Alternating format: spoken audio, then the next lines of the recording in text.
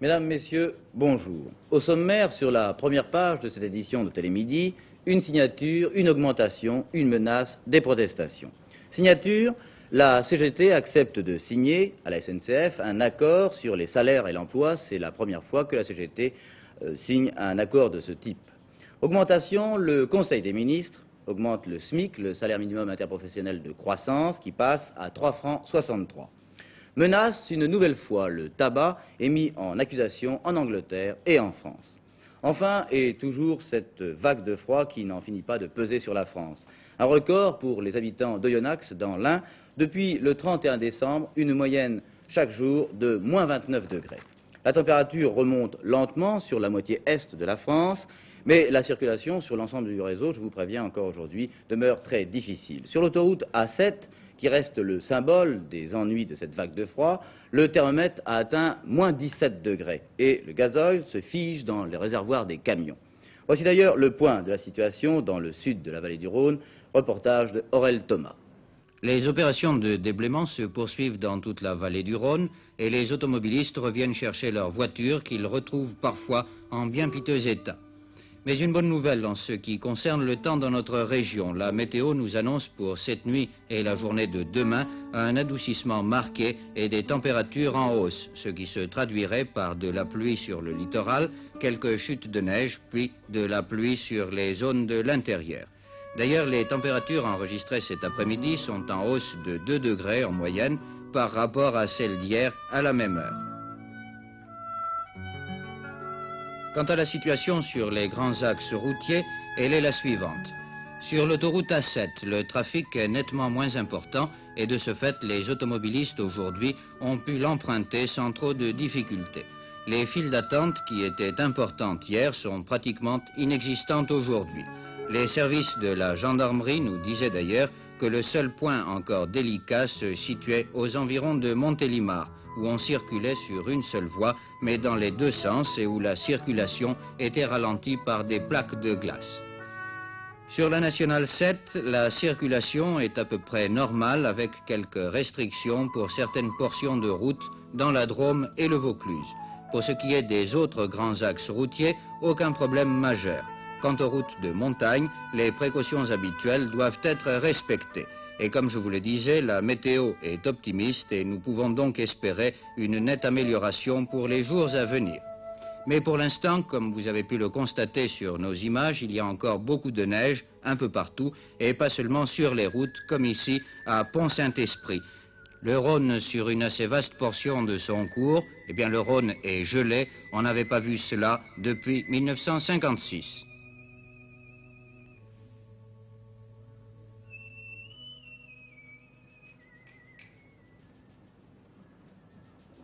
Les derniers télégrammes signalent que dans la Drôme et l'Ardèche, le vent souffle de nouveau et efface le lendemain les efforts de la veille. La neige revient donc sur les routes dégagées. Des dizaines de communes et de hameaux sont encore bloqués par la neige. D'ailleurs, regardez cette enquête de Gérard Sebag. L'Ardèche, un département qui compte près de 230 000 habitants, dispersés dans de nombreux hameaux. Il y a 8 jours, toutes les routes étaient recouvertes par plusieurs mètres de neige. Aujourd'hui, la situation s'améliore tout de même. Sur 980 km de routes nationales, 880 sont pratiquement rendus à la circulation. Premier objectif, après le déclenchement du plan Orsec, porter secours aux malades dans les villages isolés. 150 ont ainsi été évacués par hélicoptère ou par des équipes de skieurs. Ici, c'est la distribution du pain que vient d'apporter le pilote de l'hélicoptère, à bord duquel nous nous trouvions également. Nous avons rencontré l'un des habitants de ce petit village de Blézac. Eh bien, la situation se présente pas trop mal aujourd'hui, mais nous avons passé du mauvais temps. Mais maintenant, ça se met en route pour nous dégager et on a bon espoir. Il y a longtemps que vous habitez dans ce village? Depuis 66, je suis né. C'est la première fois que vous voyez ça? C'est la deuxième fois. Ah bon, quand avez-vous vu ça? En 17-18. On a resté bloqué pendant 5 ou 6 semaines. Alors là, vous marchez sur 15, il ne faut pas exagérer, mais sur 15 mètres de neige. Il y a beaucoup de maisons. C'est les congères qui nous ont tant. C'est surtout le vent, la neige, on n'en avait pas plus que dans la plaine, mais ici c'est surtout les congères qui nous ont. Qui vous ont gêné, oui. Qui nous ont gênés. On s'était dégagé, puis des congères énormes, et nos engins qu'on avait, c'était pas assez puissant pour nous dégager. Et puis le temps était trop mauvais. Oui. Maintenant, il peut se travailler, pourvu que demain nous n'ait pas de nouveau de la neige. Mais et là, nous sommes sur quoi? Il y a des maisons qui sont recouvertes par la neige. Recouvertes par la neige. Nous marchons donc sur le toit des maisons. Ah, là où ce monsieur doit être, ici c'est sur des champs. Oui. Et dans le village, vous n'avez pas eu trop de problèmes, non? Non, le Parisien, il était bloqué ici avec sa famille, qu'il a fallu qu'il fasse 10 km dans la neige pour... Il fallait qu'il rentre à Paris, qu'il occupait... Oui. Et là, pour l'instant, alors tout va bien? Tout va bien. Oui, vous avez des hélicoptères qui viennent vous ravitailler? Ah ben c'est le premier. Ah bon? C'est le premier hélicoptère qui se pose à Blesa. Dimanche, on a eu des secours par la gendarmerie qui nous ont apporté du pain. De nombreuses communes de l'Ardèche étaient également privées de téléphone et d'électricité. 2 sont toujours sans téléphone, Gillac et Brusac. Mais l'électricité a été rétablie partout et les classes ont repris ce matin. Le problème maintenant pour ce département où se trouvent d'importantes usines, le retour à une vie économique presque normale à la fin de la semaine, estiment les autorités.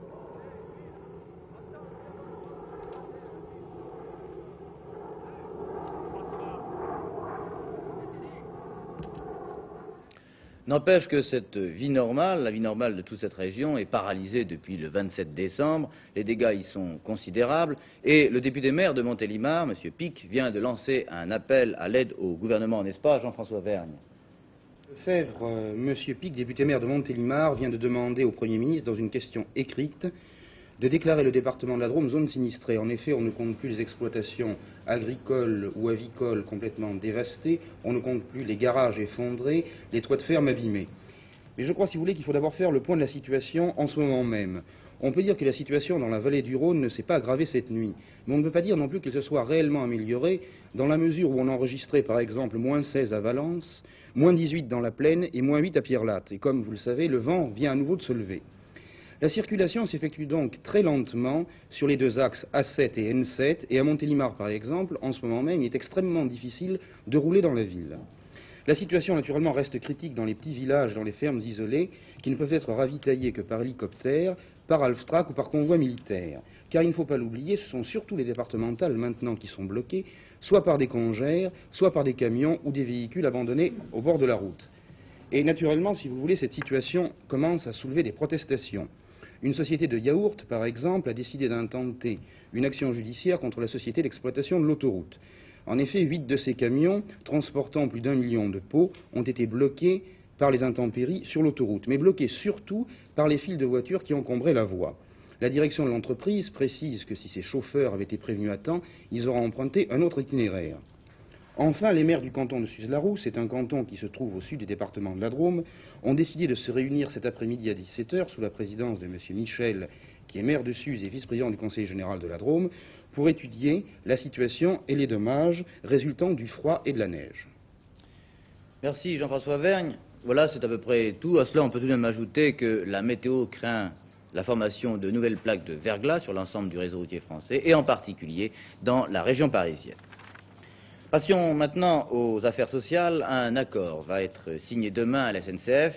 On attend la réponse de la CFDT, mais la CGT a déjà donné son accord. 6% d'augmentation, dont 2% au 1er janvier, avec une progression garantie de 2% du pouvoir d'achat. C'est la première fois que la CGT signe un accord de ce type. Pourquoi? Eh bien, voici ce qu'en dit le secrétaire général des cheminots CGT, M. Charles Massabio. Cela peut paraître un peu surprenant, mais nous considérons que cet accord comporte des aspects positifs et qu'il n'a en son sein aucune clause contraignante mettant en cause le droit de grève, mettant en cause l'indépendance de notre organisation syndicale.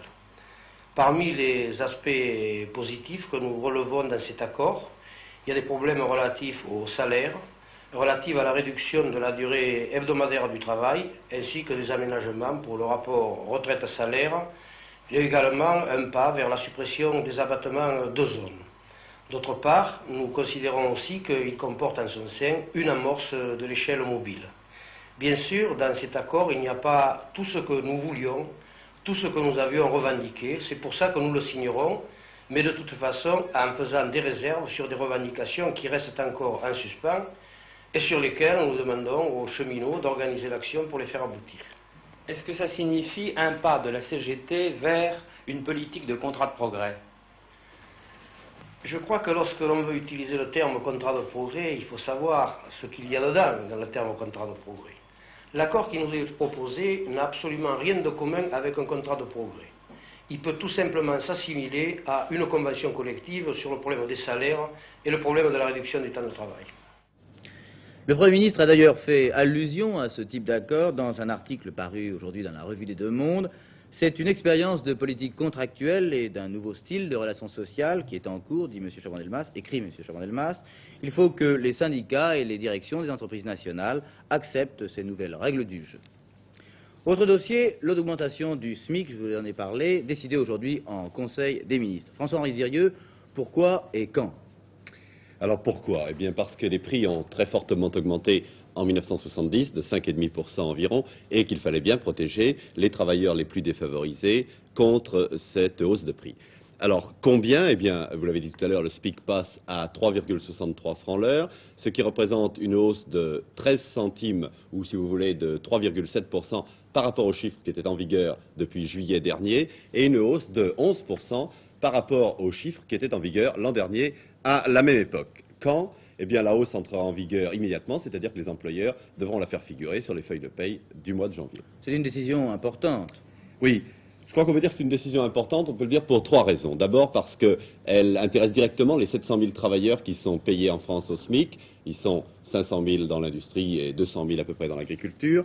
Deuxièmement, parce que la hausse du SMIC a toujours un effet de contagion. De proche en proche, elle se répercute sur les autres salaires les plus bas, et c'est-à-dire sur plusieurs millions de travailleurs du secteur privé. Et je crois qu'il faut dire qu'en 1970, pour la première fois, grâce précisément à ce nouveau mécanisme du SMIC qui est entré en vigueur il y a tout juste un an, eh bien, les salaires les plus bas du secteur privé ont suivi le mouvement général des autres salaires, alors que d'habitude il y avait un décrochement. Troisième raison pour laquelle la décision qui vient d'être prise il y a quelques minutes au Conseil des ministres me paraît importante, c'est que le gouvernement a fait un acte politique. Si vous voulez, légalement parlant, il aurait pu se contenter d'accorder un SMIC à 3,58 francs de l'heure. C'est-à-dire, il aurait pu se contenter de ne simplement répercuter la hausse des prix. Il a choisi d'aller plus loin en retenant le chiffre de 3,63 francs. Je vous signale que maintenant, je vous rappelle que maintenant, le SMIC est un salaire de croissance, c'est-à-dire qu'il fait participer les gens qui le touchent à l'enrichissement général du pays. Donc on peut dire que le SMIC va suivre cet enrichissement, va suivre cette croissance. Et cette deuxième correction, d'un point de vue strictement légal, aurait pu très bien être faite qu'en juillet prochain. Cela dit, je vous rappelle que pour un travailleur payé au SMIC, qui fait 40 heures par semaine, le SMIC est de 629 francs par mois. C'est quand même pas beaucoup. La rentrée scolaire a été quelque peu mouvementée en Bretagne, vous le savez, nous vous en avons parlé. D'abord à Médréac, en Ille-et-Vilaine, où une institutrice, bientôt mère célibataire, a été finalement maintenue à son poste en dépit de son directeur d'établissement. Et puis aussi à Quimperlé, où Mme Brunou, professeure dans un établissement privé mais conventionné, avait été licenciée par sa directrice parce qu'elle avait épousé un divorcé. Madame Brunou a été réintégrée par décision du tribunal administratif, mais la querelle a partagé la ville. Regardez ce reportage de Philippe Poirot et de Guy Jolivet. N'est-ce pas, l'enseignement privé du Sud-Finistère porte ici la responsabilité d'une décision qui ne lui incombait pas. Lorsque, le 25 août 1970, la directrice de Notre-Dame de Kerbertrand a informé Madame Brunou, ancienne demoiselle apostolique, qu'elle ne serait pas reprise à la rentrée, je lui ai écrit par lettre du 15 septembre 1970 qu'elle n'avait pas compétence pour prononcer la résiliation du contrat et je lui ai demandé de reprendre l'intéressé. La directrice a persisté dans son refus, le tribunal administratif a été saisi, il a annulé une décision pour incompétence de son auteur. Il y a une procédure. Je ne peux pas dire quelle serait la solution, mais au moins le minimum, c'est que l'on admette que dans un établissement sous contrat d'association, où les intéressés sont titulaires d'un contrat signé par délégation du ministre par le recteur, il appartient au seul recteur et au seul ministre de décider de la résiliation du contrat. Je ne vois pas du tout pourquoi licencier une personne qui dont la vie personnelle, la vie familiale, si vous voulez, n'a rien à voir avec l'enseignement. Là, la phase du licenciement est dépassée. Ce sont les parents d'élèves, cette fois-ci, qui ne veulent plus envoyer leurs enfants. Oui, bon, enfin, j'en reviens toujours à mon principe. Je trouve que c'est absurde et on en fait un monde pour rien. C'est surtout au point de vue religieux que ça me choque. Au point de vue foi, je crois qu'on n'a pas à approfondir, enfin... à prendre un jugement pareil. Oui, je ne crois pas qu'on ait fait quand même pour se juger tellement aussi sévèrement les uns les autres. Madame, vous n'êtes pas d'accord avec ce qui s'est passé à Kerbertrand? Non, monsieur, absolument pas. Pourquoi? Parce que je trouve qu'il faut juger une personne sur ce qu'elle vaut et non pas sur ce qu'on lui reproche. Qu'est-ce que vous pensez de la décision des parents d'élèves de ne pas envoyer leurs enfants à l'école? Ce sont eux les coupables, parce que je voudrais bien savoir le nom de certaines de ces familles. Peut-être que dans leur famille, il y a également des gens dans la même situation. Vous êtes catholique, madame? Oui, monsieur, et je suis divorcée, il y a 40 ans. Et depuis 40 ans, je n'ai pas eu les secours de la religion. J'estime qu'en 1971, eh bien, ça doit être dépassé et on n'est pas au Vatican ici. En tant que représentant des enseignants, est-ce que vous ne trouvez pas qu'une décision qui a été prise comme celle-ci soit un petit peu dépassée à notre époque? Je crois que si on se bute sur ce caractère dépassé de la décision, on passe à côté du problème. Le problème est beaucoup plus sérieux et ce que nous voulons, nous, enseignants dans cette école, préciser, c'est que l'enseignant, et nous ne jugeons absolument pas Madame Brunou, mais nous voulons absolument préciser qu'il est indispensable que l'enseignant se rende compte, et en particulier dans l'enseignement catholique, que, qu'il le veuille ou non, de par la responsabilité qu'il a, que les parents lui ont confiée, il se trouve, et sa vie privée se trouve obligatoirement mêlée au témoignage qu'il porte. Alors du fait qu'elle se soit mariée à un divorcé, à votre avis, elle ne doit plus jamais exercer? Si, elle peut très bien exercer parce que ce n'est pas incompatible avec un enseignement simplement scolaire, mais l'enseignement catholique a d'autres exigences qui sont incompatibles avec cet acte. Parce que ces parents d'élèves s'immiscent dans ma vie privée et se permettent de juger. Ils jugent au nom de la religion chrétienne. S'ils jugent au nom de la religion chrétienne, ils devraient faire preuve de charité. D'ailleurs, la religion ne permet pas de juger. Entre autres, je dirais donc, si vous voulez, aux parents d'élèves, qu'ils devraient d'abord, avant de demander, si vous voulez, aux professeurs d'avoir une vie en accord avec la morale chrétienne, ils devraient d'abord avoir aussi, eux, cette vie. Puisque c'est eux qui commencent, si vous voulez, l'éducation de leur enfant. Nous, on prend la relève. Alors qu'ils accordent aussi leur mode de vie. Le drame dans cette affaire, c'est que tout le monde, au fond, a sa part de raison. En France, on peut noter aussi ceci rapidement. À Lyon, le procureur de la République a ouvert une enquête. Un chauffeur de taxi, Tahar Lamri, se plaint d'avoir été l'objet de sévices de la part de la police. L'avocat général déclare qu'une partie des déclarations du chauffeur de taxi ont été confirmées par les médecins. À Caen, l'ex-député Robert Pesquet, compromis en 1959 dans l'attentat contre M. Mitterrand. Robert Pesquet, donc, est en fuite. Il est accusé d'avoir détourné 1 million de francs au détriment de la compagnie d'assurance qu'il employait. Enfin, pour vous prouver que le marché commun pénètre chaque jour davantage dans votre vie quotidienne, la Commission de Bruxelles reproche aux fabricants français de faire des couvertures trop grandes. Nos voisins européens, en somme, n'ont pas l'habitude d'être bordés. Scotland Yard est en alerte depuis hier matin. Les policiers anglais espèrent capturer de nouveau Ronald Biggs, l'un des auteurs, vous vous en souvenez, du hold-up du train Glasgow-Londres. La femme de Ronald Biggs a eu un accident de voiture ces derniers jours et l'un des enfants a été tué. Madame Biggs a peur que son mari tente de la rejoindre pour la soutenir dans cette épreuve, car Scotland Yard veille et Scotland Yard estime toujours avoir un vieux compte à régler avec Ronald Biggs. Michel Toulouse. Ce train part rejoindre dans les mémoires la diligence de la Wells Fargo ou la de Dion-Bouton de la bande à Bono. C'est le train postal Glasgow-Londres et nous sommes le 8 août 1963. Ces postiers ne se doutent pas que 15 hommes masqués les attendent.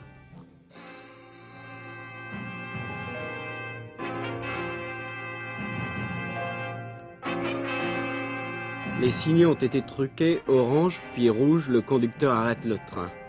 Le plan qui a été 1000 fois répété au tableau noir dans une ferme isolée entre en pratique. Chacun connaît son rôle à la perfection.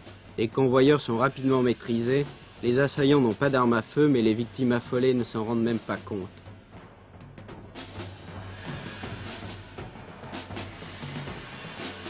Les wagons postaux sont détachés et dans le reste du train on ne se doute de rien. Puis, la locomotive et les wagons contenant les sacs postaux sont conduits jusqu'à un petit pont qui facilitera le déchargement.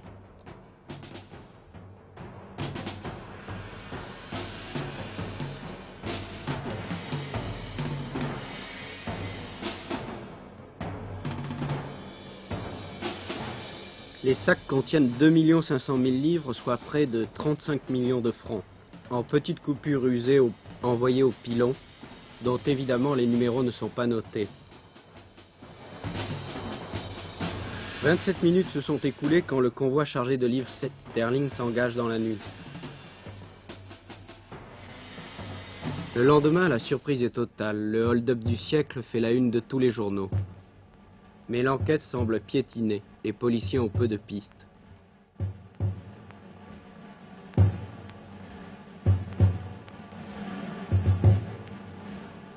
Mais un mois jour pour jour après l'attaque, Scotland Yard arrête l'état-major de la bande dont Ronald Biggs.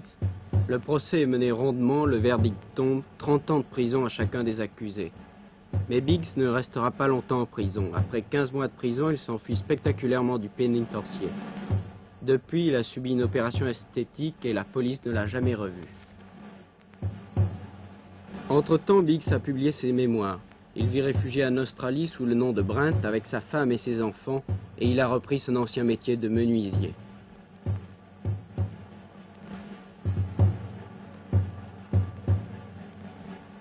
Quant au cerveau de la bande, s'il existe, il court toujours.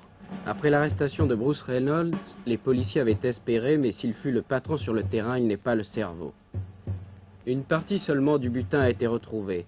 Biggs est certainement revenu en Angleterre ces jours-ci pour récupérer sa part, à moins qu'elle n'ait déjà été jouée à la roulette, au baccarat ou au chemin de fer.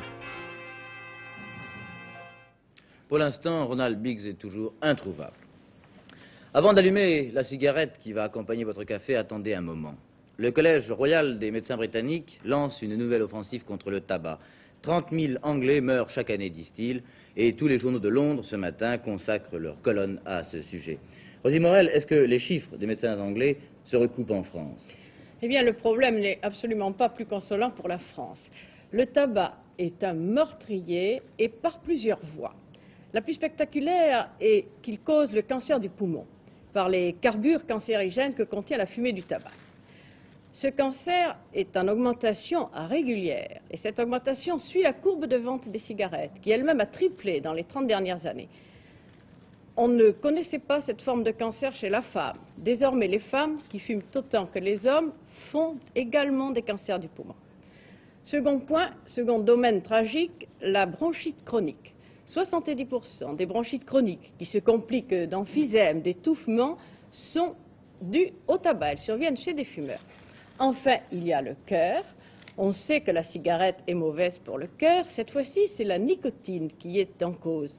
Elle contracte les vaisseaux sanguins, donc, si vous voulez, empêche une bonne circulation, favorise les accidents du type infarctus. Je rappelle que les maladies cardiovasculaires sont la première cause de mortalité en France. Alors comment peut-on démontrer les méfaits du tabac? Eh bien, vous allez voir une partie des expériences qu'on utilise qui sont extraites d'un film remarquable tourné par le professeur Chrétien pour les laboratoires Le Petit. Eh bien, on fait fumer des animaux, tout simplement, ou plutôt ce n'est pas très simple. Vous allez voir qu'on est obligé d'introduire la fumée dans les bronches de ce chien et ses poumons. Et puis après, on fait des autopsies et on voit quelles sont les lésions des muqueuses qui sont assez terrifiantes. Là, c'est sur une souris, évidemment un animal plus maniable, et on procède par injection. Là, on enfume des souris dans une cage, parce que l'exercice, évidemment, favorise le transport dans le courant sanguin de substances nocives. Et vous voyez, quand on danse dans une atmosphère à fumer, c'est tout à fait mauvais. Une similitude entre les deux images, c'est sûr. Oui. Autre point, on a essayé de faire vivre des souris dans une atmosphère polluée, analogue à celle que nous respirons dans la rue. Elles ne font pas de cancer. On leur met de la fumée de cigarettes, elles développent des cancers à 70%, du poumon bien entendu. C'est-à-dire que la pollution a un rôle peut-être aggravant, mais pas déterminant, comme on voudrait le dire, pour se consoler de fumer, n'est-ce pas? Vous allez voir des expériences qui sont malcommodes après, parce qu'elles se font sur des chevaux.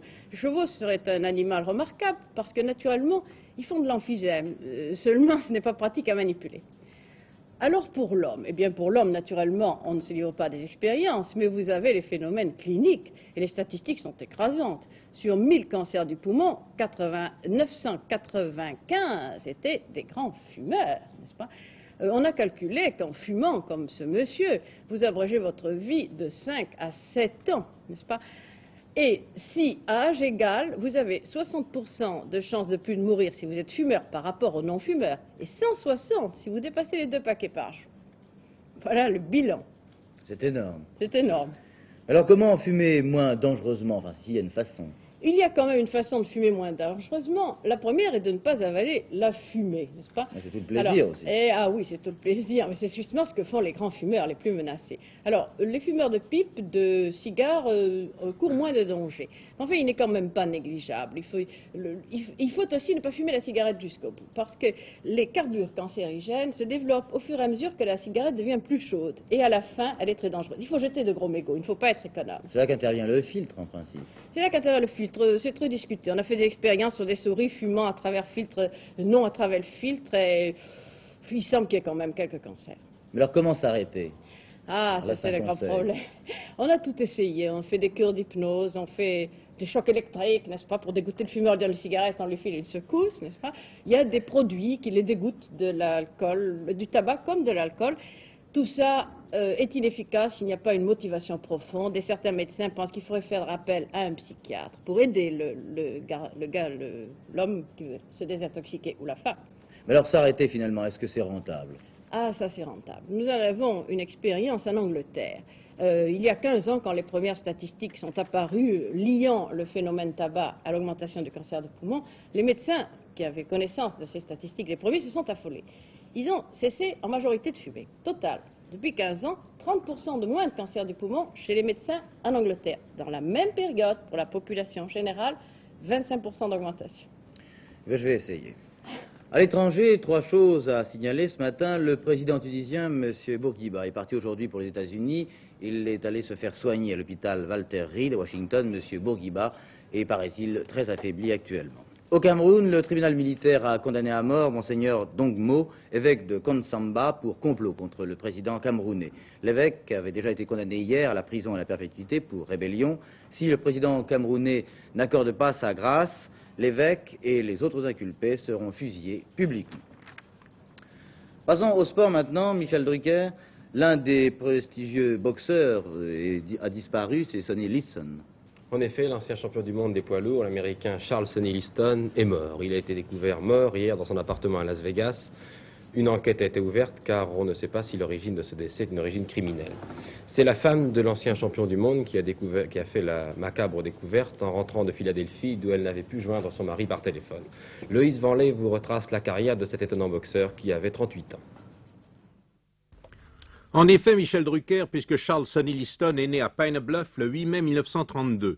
Sonny Liston disputa son premier match professionnel le 2 septembre 1953. Avant de monter sur le ring, il avait déjà été pensionnaire d'un bagne américain. 9 ans plus tard, le 25 septembre 1962, Liston, culotte blanche, affrontait le champion du monde des poids lourds, Floyd Patterson. Liston démontrait une classe qui par la suite sera trop souvent ternie par ses amitiés avec un gang célèbre, de nouveaux séjours en prison et des trucages envisagés. Mais face à Patterson, on voit en action un champion poids lourd d'une puissance extraordinaire. En effet, Patterson était une grande vedette. Liston triompha par KO au premier round. Une année plus tard, il réussira la gageure de réaliser le même exploit. Patterson sera encore mis KO à la première reprise. Le 25 février 1964, à Miami, Liston met son sceptre mondial en jeu face à Cassius Clay Mohamed Ali. Ce dernier, excellent comédien, traitait Liston de vieil ours peureux. Boxant sans ardeur, Liston était battu, restant dans son coin à l'appel du 7e round. 15 mois plus tard, à Lewiston, Cassius Clay confirmait sa première victoire, cette fois par KO au premier round.